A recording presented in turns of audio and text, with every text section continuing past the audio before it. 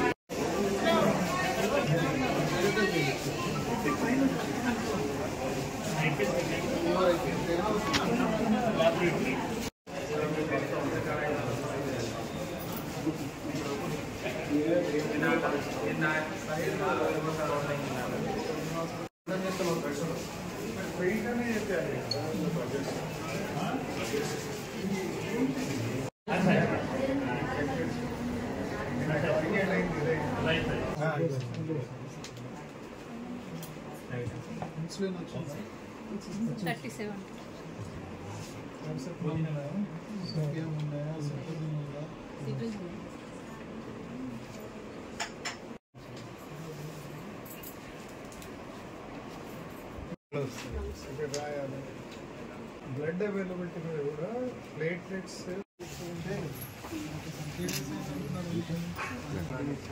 మూడు రోజులు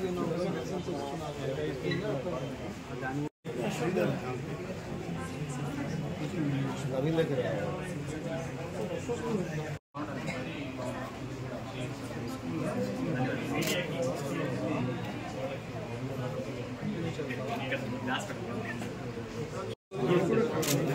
arrangements including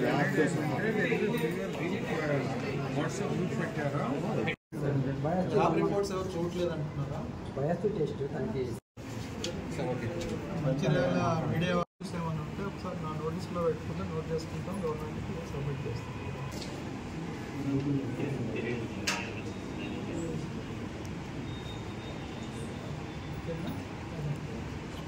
thank you.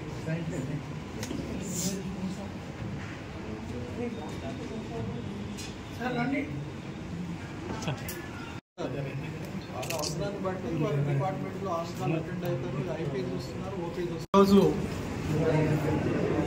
నేను యాజ్ అ డివిపి కమిషనర్గా ఆనరబుల్ హెల్త్ మినిస్టర్ గారు ఇచ్చినటువంటి ఆదేశాల మేరకు ఈ హాస్పిటల్స్ అన్నీ కూడా ఇప్పుడు మనకి ఈ సీజనల్ డిసీజెస్ అన్నీ కూడా వర్షాకాలం స్టార్ట్ అవ్వడంతో డిసీజెస్ మామూలుగా డెంగ్యూ ఫీవర్స్ కానీ, డైరియాస్, డిసెంట్రీస్, తర్వాత malaria fevers, typhoid fevers, viral fevers అన్నీ కూడా వస్తున్నాయి. కాబట్టి వాటిలో హాస్పిటల్స్ విజిట్ చేసి మానిటర్ చేసిన తర్వాత రిపోర్ట్స్ సబ్మిట్ చేయమని చెప్పేసి గవర్నమెంట్ ఇన్స్ట్రక్షన్స్ ఇవ్వడం వల్ల మేము 8 మంది ఆఫీసర్లు హెచ్ఓడీలు అందరం కూడా అందరికీ స్టేట్లో ఉన్నటువంటి అన్ని జిల్లాలు ఒక్కొక్కరికి 5 అంటే డిస్ట్రిక్ట్స్ లాగా ఇవ్వడం జరిగింది. 4 జిల్లాలు ఒక హైదరాబాద్లోని ఒక ఫెసిలిటీని యాడ్ చేశారు.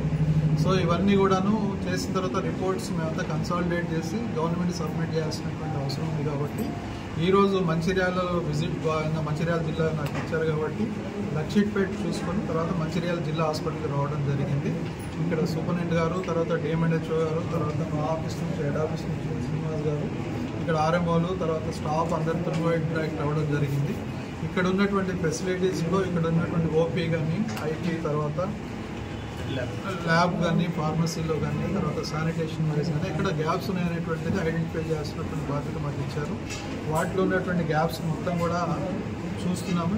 ఈ సీజన్ రాబోయేటువంటి సీజనల్ డిసీజెస్లో ఎందుకంటే వర్షాకాలం ఇంకా ముందుంది కాబట్టి ఇంకా వర్షాలు ఎక్కువైతే వచ్చేటువంటి అరేంజ్మెంట్స్ స్పెషల్గా ఈ వచ్చే డిసీజెస్ని ఎట్లా మేనేజ్ చేయాలనేటువంటివి రెడీగా ఉన్నారా లేదా, ఫీవర్ ఓపీస్ రెడీ చేశారా, ఈ ఫీవర్ ఓపీస్లో వచ్చే పేషెంట్ లోడ్ ఒక్కోసారి సడన్గా రేజ్ అయితే వాటిని ఎట్లా మానిటర్ చేయాలి, డ్రగ్స్ కానీ, ల్యాబ్ రియేజెంట్స్ కానీ, తర్వాత పేషెంట్ కేర్లో సర్వీసెస్లో కానీ ఎక్కడ గ్యాప్ రాకుండా చూడాల్సిన బాధ్యత వీళ్ళకి ఉన్నది. కాబట్టి వారికి కూడా డైరెక్షన్స్ ఇవ్వడం జరుగుతుంది.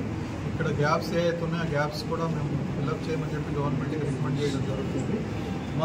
ఇప్పుడు మా చెక్ లిస్ట్లో పెట్టుకున్న చెక్ లిస్ట్ ప్రకారం ప్రతిదీ ఐటమ్ వైజ్ టెస్ట్ చేయడం అంటే చూడడం జరుగుతుంది. మెయిన్గా ఏంటంటే అరేంజ్మెంట్స్ ఫర్ ఫీవర్ కేసెస్, వీళ్ళు ఫీవర్ ఓపీ సపరేట్గా పెట్టారా, తర్వాత ఐపీ కూడా ఫీవర్ వార్డ్ రెడీ చేశారా లేదా, తర్వాత వాటి మెడిసిన్స్ అన్నీ కూడా సక్రమంగా అందుతున్నాయా లేదా అనేటువంటిది, తర్వాత టెస్టులు కూడా బయటికి వెళ్లకుండా పేషెంట్ ఏమాత్రం బర్డన్ పడకుండా చూడాల్సిన బాధ్యత గవర్నమెంట్ ఉంది కాబట్టి అది కూడా పేషెంట్స్తో డైరెక్ట్గా ఇంటరాక్ట్ అయ్యి తెలుసుకోవడం జరిగింది.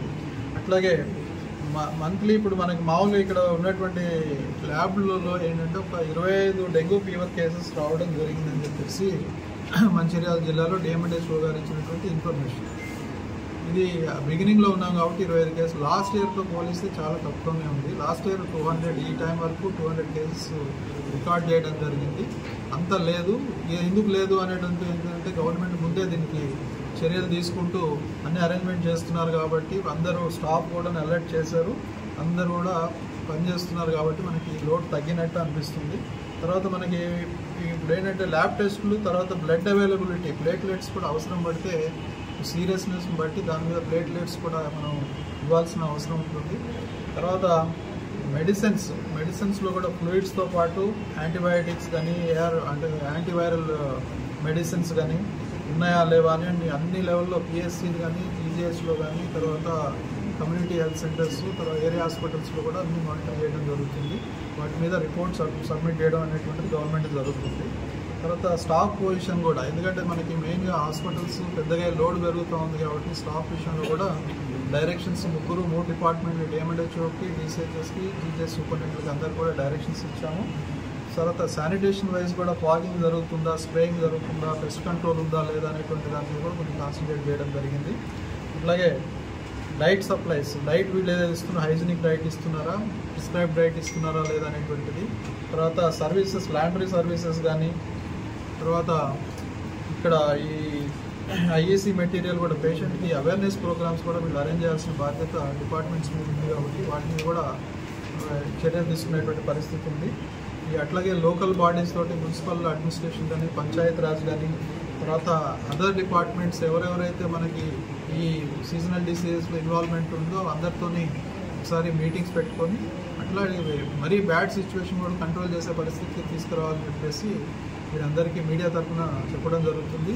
ఈ సేమ్ థింగ్ మన లోకల్గా ఉన్నటువంటి కలెక్టర్ గారితో లేదా జాయింట్ కలెక్టర్తో మాట్లాడి ఇక్కడ ఏమైనా గ్యాప్స్ ఉంటే కూడా మీకు చెప్పి వెళ్ళడం జరుగుతుంది. మరిన్ని వీడియోస్ కోసం ఛానల్ ని సబ్స్క్రైబ్ చేయండి. లేటెస్ట్ అప్డేట్స్ కోసం వాట్సాప్ ఛానల్ ని ఫాలో చేయండి. అండ్ లింక్ డిస్క్రిప్షన్ లో ఉంది.